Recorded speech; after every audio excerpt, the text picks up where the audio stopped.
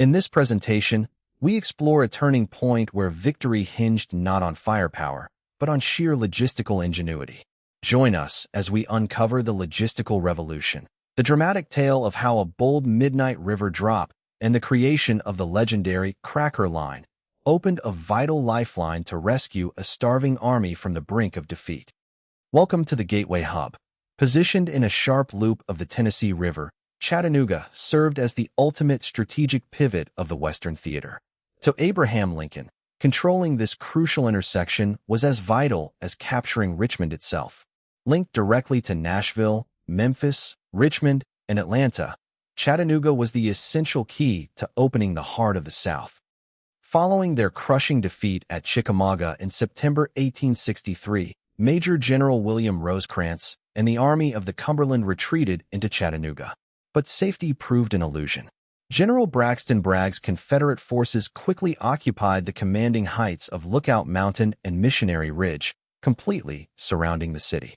With their backs pinned against the curving Tennessee River, 45,000 Union soldiers found themselves trapped, isolated, and facing a desperate siege. Welcome to the chokehold of Moccasin Bend. Here, a sharp hairpin turn in the Tennessee River created an inescapable bottleneck.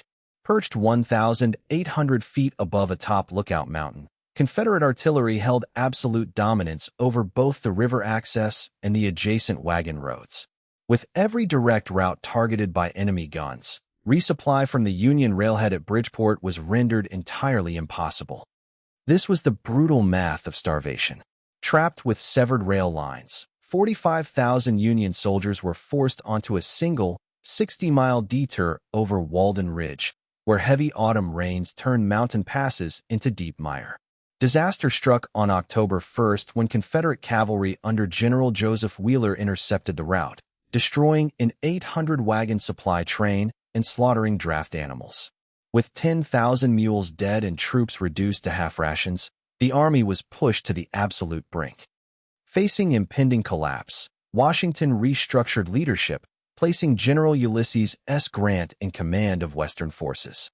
Grant replaced Rosecrans with General George H. Thomas, who resolutely declared, "We will hold the town till we starve."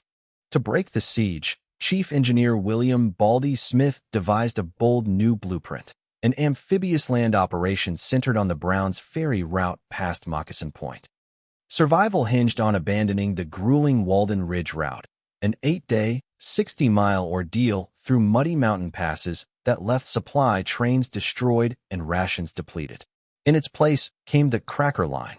By establishing a fast bypass via Browns Ferry with navigable river channels and secured valley roads, transit time dropped from over a week to overnight. This vital hybrid river and land lifeline broke the siege, feeding the army and instantly restoring its offensive capabilities. On October 27, 1863, Union forces executed a silent, synchronized amphibious assault to open the Cracker Line. At 3 a.m., 1,500 men under Brigadier General Hazen launched in 60 flatboats, drifting downriver under dark skies to slip past Lookout Mountain's guns. By 4:30 a.m., Hazen landed at Browns Ferry, driving off the 15th Alabama defenders. At daylight, Brigadier General Turchin's forces crossed Moccasin Point to reinforce the position, and by sunset, engineers completed a vital pontoon bridge across the Tennessee River.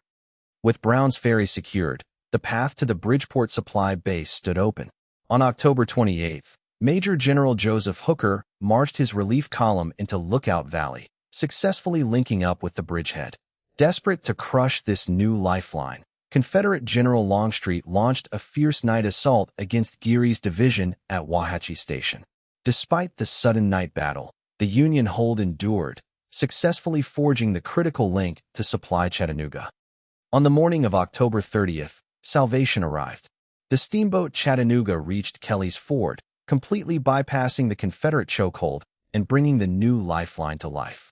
Instantly, the Union Army transitioned from grim starvation to absolute surplus as 40,000 rations poured in. The siege was broken, prompting the rejuvenated troops to shout, "The Cracker Line is open. Full rations, boys."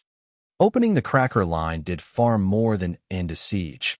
It transformed desperate survival into a monumental strategic breakthrough. Reinvigorated and well-supplied, Union forces stormed Lookout Mountain and Missionary Ridge in November 1863, driving Bragg's army into Georgia. By securing Chattanooga, the Union established the ultimate logistical springboard for Sherman's 1864 Atlanta campaign and historic march to the sea, fundamentally altering the course of the war. In the end, the battles for Chattanooga were won long before the first shots rang out at Missionary Ridge. Triumph was forged by engineers, pontoon boats, and the quiet courage of men floating silently through the dark. Logistics proved to be the ultimate engine of victory, a timeless testament to the reality that a fed army is a fighting army.